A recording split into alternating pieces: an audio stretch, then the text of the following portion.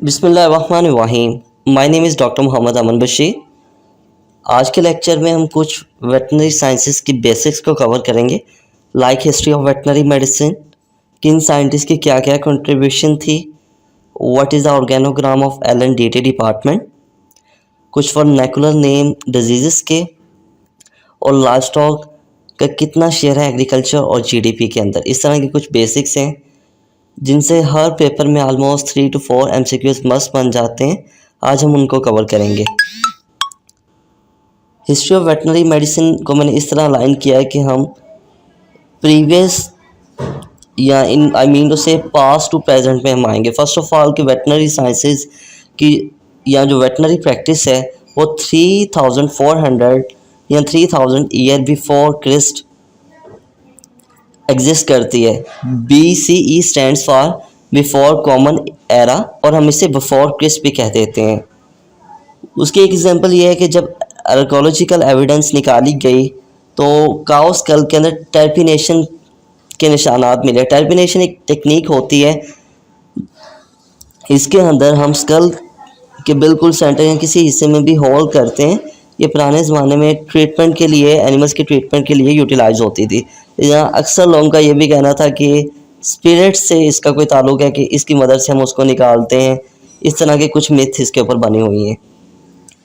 Second जो हमारा point है कि जो रेबीज रिपोर्ट हुआ है वो 2300 ईयर्स बिफोर क्रिस्ट रिपोर्ट हुआ है।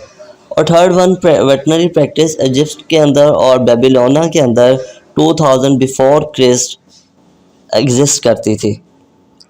और जो फर्स्ट रिटर्न वेटनरी मेडिसिन का रिकॉर्ड है इजिप्ट के अंदर और जिसको प्रोवाइड किया कॉम पेरिस ने, वो 1900 ईयर्स बिफोर क्रिस्ट प्रोवाइड किया। और जो फर्स्ट या चैरिटेबल एनिमल हॉस्पिटल के लिए कंपल्सरी प्रोविजंस की गई वो 2269 और 232 ईयर्स बिफोर क्रिस्ट अशोका ने की। ये 5 पॉइंट्स हो गए जो बिफोर क्रिस्ट हमने डिस्कस किए हैं। उसमें कि वेटनरी प्रैक्टिस कब से एग्जिस्ट कर रही है, उनकी क्या क्या हमारे पास एविडेंस है। एक तो 3400 बिफोर क्रिस्ट वाली और एक 2000 बिफोर 100 क्रिस्ट। उसके बाद रेबीज कब रिपोर्ट हुआ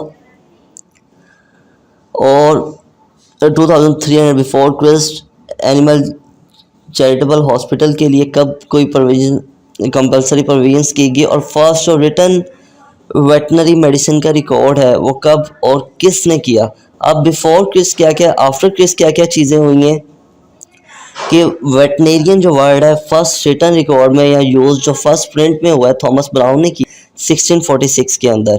first veterinary school lion France में बना है 1761 में, और ये कैटल प्लेग के रिस्पॉन्स में बना था। उसके बाद सेकंड स्कूल जो पेरिस में बना है वो 1776 में बना है, और जो फर्स्ट स्कूल बनाया था वो क्लॉडी बोर्गलेट ने बनाया था।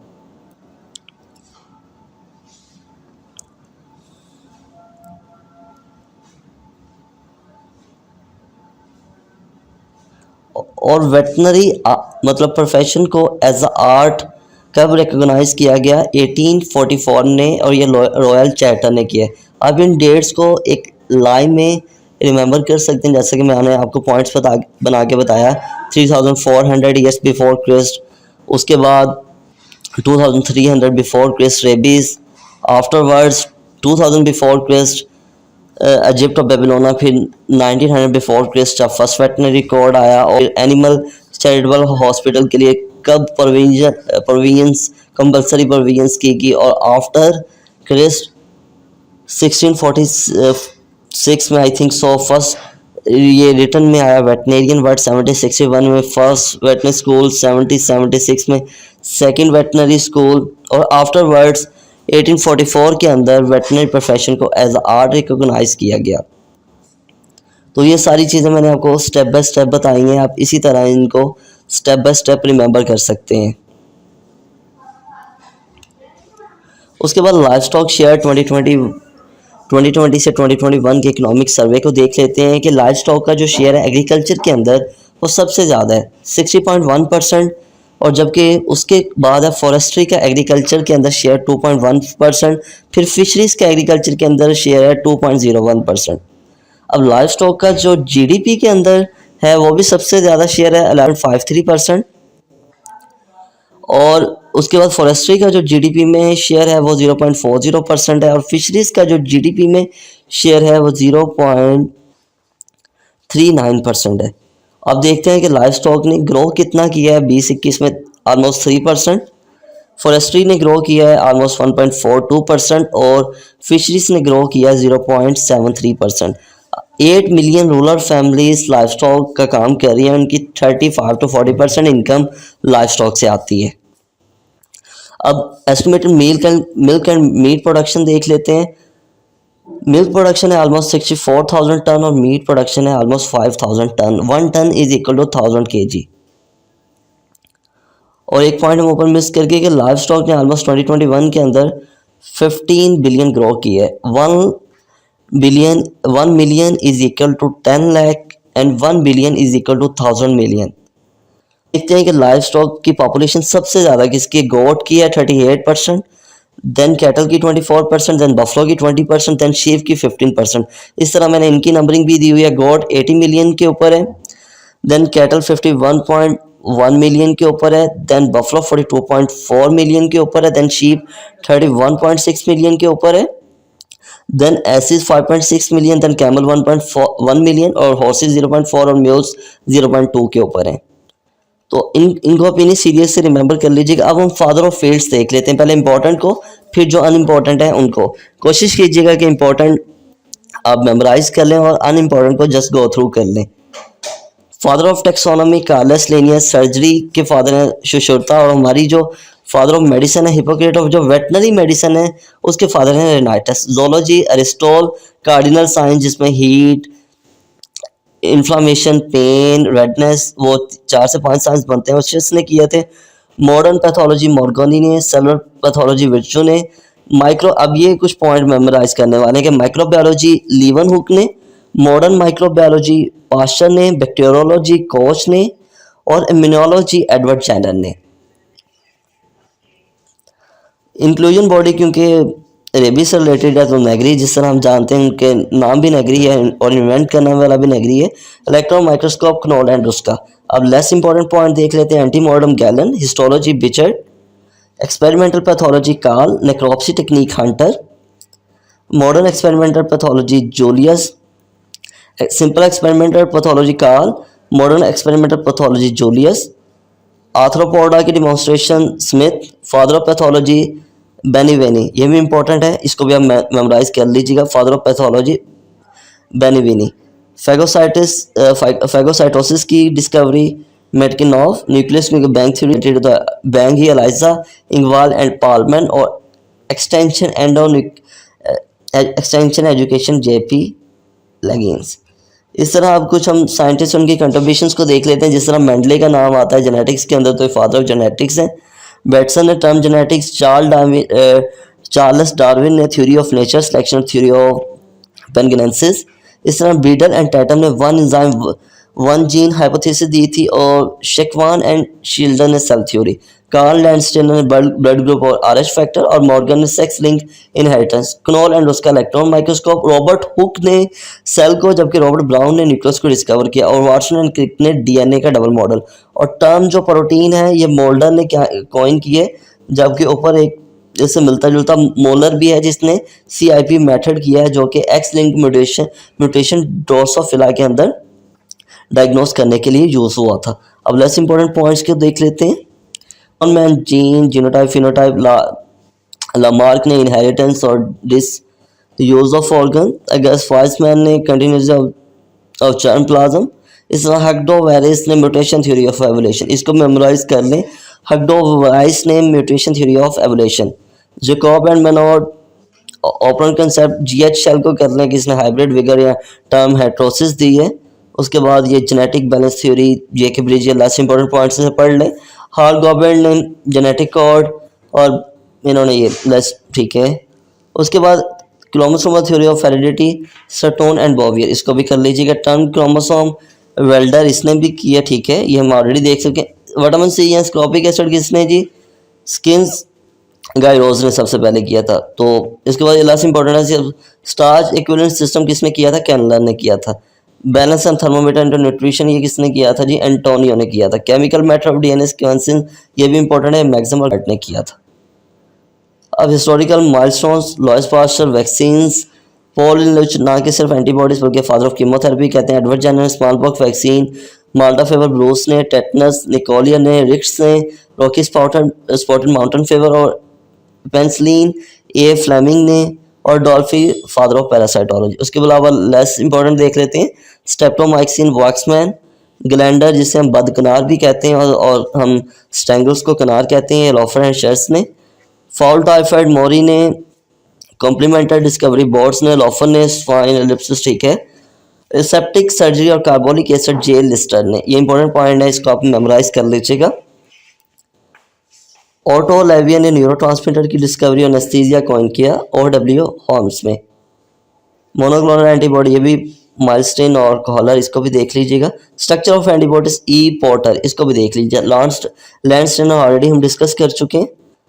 अब कुछ इंपॉर्टेंट एनिमल्स के साइंटिफिक नेम देख लेते हैं, जैसे कि buffalo बुबेलिस बुबेलिस, S aqueous acinus, Camelus डोमिडेरियस और बैक्टीरियस। ये डबल एम पर सिंपल है, इसका अक्सर एमसीक्यूज आ जाता है, इसको आपने मेमोराइज करना है। कैट को फेलिस डोमेस्टिकस, कैटल को बॉस इंडस बॉस टेरस, ये इसकी इंडिजियस ब्रीड है जो पाकिस्तानी है, और ये Bos taurus exotic breed. Dog Canis familiaris, goat Capra hircus, इस तरह भी इसका इसलिए भी ये नाम रखा गया है कि ये खाती तो मर जाएगी लेकिन खाना नहीं रोकेगी। हॉर्स एक्वस कबेलस, रैबिट ओरिकोटेलस, शीप ओविसैरिस, बाकी लेस इंपॉर्टेंट देख लें। अल्पाका को लामा कहते हैं, उसके बाद ये लामा से मिलता है जिसका पहला नाम इसका लास्ट नेम है। इसको लामा ग्लैमा मतलब सेम है दोनों का, अल्पाका का और लामा का। पिग को सस से याद कर लें, रेंडियर को आर से शुरू होता है, रेंजिफर कर लें, और या को बॉस जनीशियस कर लें। उसके बाद बर्ड्स में चिकन गैलिस डोमेस्टिकस और डक एनस बल्थरकोस। उसके बाद गोल्डन ईगल एक्वेल, ऑस्ट्रिच को कर लें सथिनियो, पी फाउल पी कुक को कर लें पैवो क्रिस्टेटस, ये भी इंपॉर्टेंट है। पिजन को कर लें कोलंबिया लिविया, क्वेल कोटनेस्ट फिजन ये सेम है, इसको मेमोराइज करने की ज़रूरत ही नहीं है, और टर्की मलगैरिस गैलोपोवो। अब लाइफ स्पैन एनिमल्स का देख लेते हैं। सबसे ज़्यादा पैरट है 80 ईयर्स, देन 70 ईयर्स पर एलिफेंट, देन इसके बाद आता है कैमल 50 ईयर्स पर, 40 ईयर्स पे हॉर्स आता है, और उसके बाद हॉर्सेस के बाद अगर मूव करें तो बुल भी 28 ईयर्स के ऊपर है, और कैट 25 ईयर्स के ऊपर है, काओ के 22 ईयर्स हैं, और डॉग के भी 22 ईयर्स हैं। देन हम मूव ऑन करते हैं। ऑक्स ये कास्ट्रेटेड बुल होता है, इसके 20 हैं, जबकि सिंपल बुल के 28 ईयर्स लाइफ स्पैन है। चिकन गोट शीप दोनों तीनों का 15 साल है, और जबकि रैबिट के 9 साल, और एट द एंड माउस के 4 ईयर्स हैं। अब गेस्टेशन पीरियड के कॉमन आपको अब है थंब रूल देख लें, आपने उसको वैसे मेमोराइज करना है। शीप गोट का हम कहते हैं 5 मंथ 5 डेज, तो गोट का +5 कर लें, शीप का -5 कर लें। देन हम कैटल को देखते हैं 9 मंथ 9 डेज, बफलो को देखते हैं 10 मंथ 10 डेज, हम उसके बाद कैमल को मेयर को देखते हैं 11 मंथ 11 डेज, और कैमल को देखते हैं 13 मंथ 13 डेज, लेकिन सर 13 मंथ 1 डेज किया हुआ है। उसके बाद आप बिच को और कैट को करें, ये ऑलमोस्ट 56 to 62 डेज है, लेकिन कैट का 64 तक बताया, और 6 का 62 तक बताया हुआ है। 100 का भी ईजी है, 3 मंथ 3 वीक्स और 3 डेज के ऊपर है। ये ऑलमोस्ट हमने सारे कर लिए, और रैबिट का सबसे कम है 32 to 35 डेज के ऊपर। फिजियोलॉजिकल वैल्यूज में देख लीजिए, वाटर 65 से 85 नॉर्मल वैल्यू है, और माइक्रोब्स भी 65 से 75 तक ज़्यादा सर्वाइव करते हैं। उसके बाद एनिमल साइड पे भी अभी चलते हैं। बुल का सीमन 66.66 पर 7 स्लाइटली एसिडिक है, जबकि पोल्ट्री का सीमन 7 to 7.6 है। मिल्क 6.5 to 6.8 स्लाइटली बेसिक, और इसी तरह मसल भी सेम 6.8 7.3 वहाँ तक है। अब ये मेन पॉइंट है, मीट की 5.5 है, एबोमेसल कंटेंट की 2 है, वजाइना की 4.5 है, और साइलेज का बहुत इंपॉर्टेंट एमसीक्यूज अक्सर आ जाता है 3.7 to 4.2।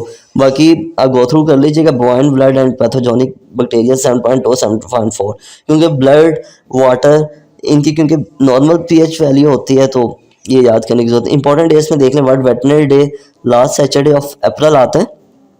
जून 5 को वर्ल्ड एनवायरनमेंट डे आता है, जुलाई 6 को वर्ल्ड जूनोसिस डे और जुलाई 1 को डॉक्टर्स डे आता है।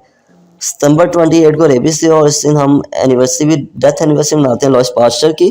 अक्टूबर 4 को वर्ल्ड एनिमल वेलफेयर डे, ये याद करने वाली चीज़ है। अक्टूबर 6 को वर्ल्ड वाइल्ड लाइफ डे और